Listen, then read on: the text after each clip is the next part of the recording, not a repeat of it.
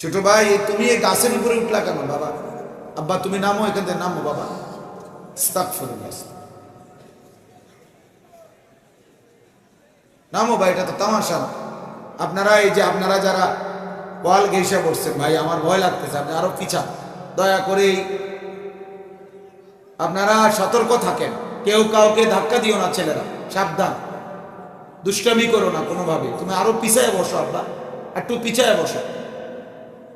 দেখো তামাশা করো না, গভীর রাত, ক্ষতি হবে আমি বললাম। দয়া করে প্রত্যেকেই নিজের সেফে থাকো।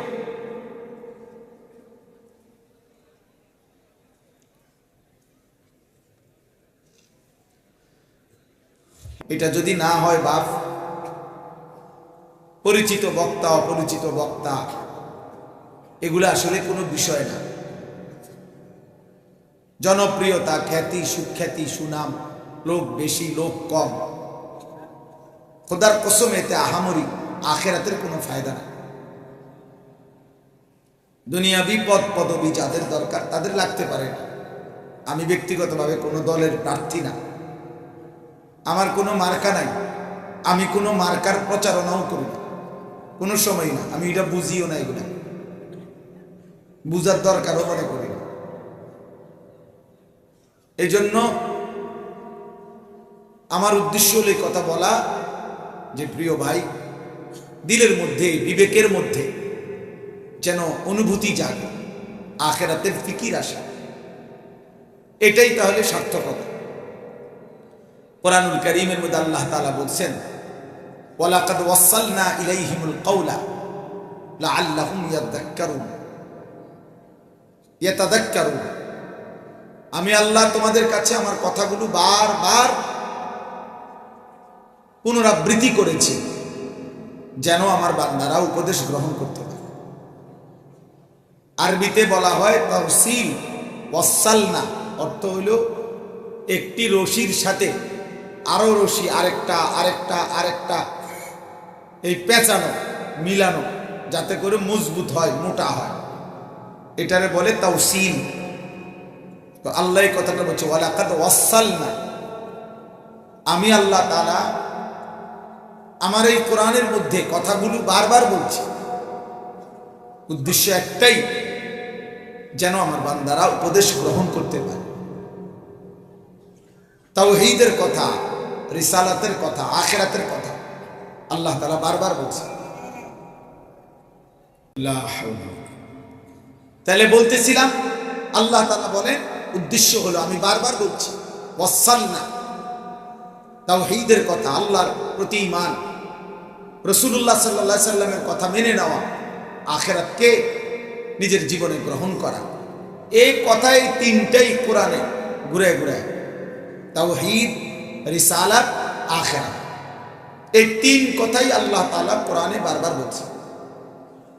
কখনো বলছেন আল্লাহর প্রতি ঈমান, কখনো বলছে রাসূলের প্রতি ঈমান, কখনো বলছেন আখিরাতের প্রতি ঈমান।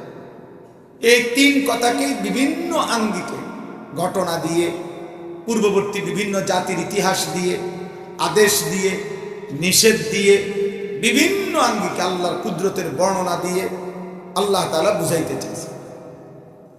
বারবার বলছে উদ্দেশ্য হলো বান্দা যেন উপদেশ গ্রহণ। ওয়া আনজালনা ফিহা আয়াতিন বাইয়িনাত লাআল্লাকুম তাতাযাক্কারুন।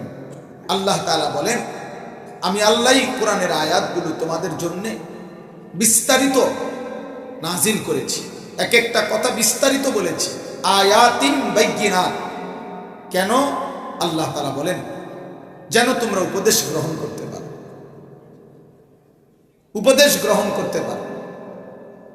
তাহলে এই একই কথা আল্লাহ বলছে, ইয়াইজুকুম লাআল্লাকুম তাতাযাক্কারুন। আল্লাহ তাআলা বলেন আমি আল্লাহ তোমাদেরকে ওয়াজ করছি কোরআনে যেন তোমরা উপদেশ গ্রহণ করতে পারো। ফাকসুসিল কাসাসা লাআল্লাহুম ইয়াতাফাক্কারুন। আল্লাহ তাআলা বলেন, হে নবী, আমি আপনার কাছে পূর্ববর্তী জাতির যে ঘটনাগুলো বলেছি সেগুলো আপনি বর্ণনা করেন, আমার বান্দাদেরকে শোনান, লাআল্লাহুম ইয়াতাফাক্কারুন, যেন তারা ফিকির করে, ভাবে। ভাবে নমরুদের এই পরিণতি কেন হলো, ফেরাউনের এই পরিণতি কেন হলো, কারুনের এই পরিণতি কেন হলো, নূহ আলাইহিস সালামের কওম কেন পানিতে ডুবল, লূত আলাইহিস সালামের কওম কেন জমিন উল্টায়া ধ্বংস করে দেওয়া হলো, শুআয়ব আলাইহিস সালামের কওমকে কেন ফেরেশতা বিকট চিৎকার দিয়ে ধ্বংস করে দিল, হুদ আলাইহিস সালামের কওমকে আল্লাহ তাআলা অবাধ্য এই জাতিকে 7 রাত 8 দিন লাগাতার ঝড় বৃষ্টি আর তুফান দিয়ে ধ্বংস করে দিয়েছে। 7 লায়ালিন ওয়া 8 আইয়াম।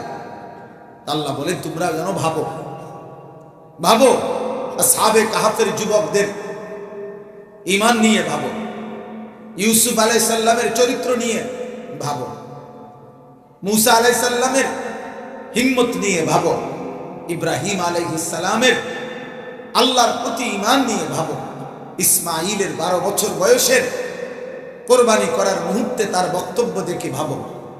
আল্লাহ বলেন এই জন্য আমি ঘটনাগুলো উল্লেখ করেছি। লাকাদ কানা ফি কাসাসিহিম ইবরাতুল লিউলিল আলবাব। কথা বলো না ভাই, কথা বলো না। তোমরা যদি এই ঠিক হইতে হইতে আমার সময় হয়ে যাবে, আমি চলে যাব, এই কিছুক্ষণের মধ্যেই আমি চলে যেতে হবে। আমার বাপ, আমি অনেক দূর ফিরতে হবে। কুমিল্লা ক্যান্টনমেন্ট আমার বাসা, ব্রাহ্মণবাড়িয়া বিশ্ব রোড থেকে আমাদের কুমিল্লা পর্যন্ত রাস্তাটা পুরা ভাঙ্গা, অনেক কষ্ট হয় ফিরে যাইতে, আমাকে এখনই ফিরতে হবে।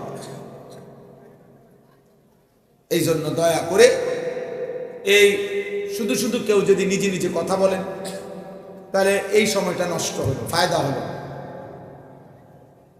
তো বলতেছিলাম আল্লাহ তাআলা বলেন লাকাদ কানা ফি কাসাসিহিম ইবরাতুল লিউলিল আলবাব। আমি আল্লাহ যে ঘটনাগুলো বলেছি সেগুলো অবসর কাটানো, বিনোদন, বেহুদা নয়, বরং প্রতিটা বিবেকবানের জন্য ইবরাত, উপদেশ। উপদেশ ইন্নামা ইয়াতাযাক্কারু উলুল আলবাব। আল্লাহ তাআলা বলেন নিশ্চয়ই আমার এই কথা থেকে যারা বিবেকবান তারা উপদেশ গ্রহণ করে, উপদেশ গ্রহণ করে। এই জন্য কোরআনে বারবার এই কথাটা আছে, লাআল্লাহুম ইয়াতাফাক্কারুন লাআল্লাহুম ইয়াত্তাকুন। আমার বান্দারা যেন আমি আল্লাহকে ভয় করতে পারে, লাআল্লাকুম তাত্তাকুন, যেন তোমরা মুত্তাকি হইতে পারো, লাআল্লাকুম তাতাফাক্কারুন, যেন তোমরা ভাবতে পারো, ভাবতে পারো। এই জন্য ভাব, এই কিশোর নওজোয়ান 14 বছর 16 বছর 18 বছর 20 বছর প্রিয় সন্তান, প্রিয় ভাই, মনে রাখো আল্লাহ তাআলা কোরআনুল কারীমের মধ্যে বলছেন একজন মানুষকে আল্লাহ তাআলা সৃষ্টির পরে তার হায়াতে যৌবন কালেই আল্লাহ শক্তির পূর্ণতা দেয়। সুম্মা লিতাবলুগু আশুদ্দাকুম। আল্লাহ তাআলা বলেন সুম্মা ইউখরিজুকুম তিফলান। আমি আল্লাহই তোমাদেরকে মায়ের পেট থেকে একটা ছোট্ট বাচ্চা হিসাবে আমি বের করে আনি, অতঃপর এই দেহে সমস্ত শক্তি, চোখ, নাক, কান, হাত, পাও, প্রতিটি অঙ্গে পূর্ণাঙ্গ শক্তি, যেটুকু পূর্ণ দরকার ওইটা আমি যৌবন আস্তে আস্তে পূর্ণ করে দিই। সুম্মা লিতাবলুগু আশুদ্দাকুম। যৌবনে আমি আল্লাহ তাআলা শক্তি পৌঁছায় দেয়, শেষ করে দেয়। এই জন্য স্বাভাবিকভাবে একজন মানুষ 15 থেকে 40 বছর, এই মাঝের এই 25 বছর তার পূর্ণ যৌবন থাকে। এই সময় স্বাভাবিকভাবে শারীরিক সক্ষমতা তার প্রচণ্ড থাকে, সমস্ত অঙ্গ প্রত্যঙ্গ সুস্থ স্বাভাবিক অতিমাত্রায় থাকে। যখনই বয়স 40 শেষ হয়, 41 শুরু হয়, তখন শরীর ভাঙতে শুরু করে।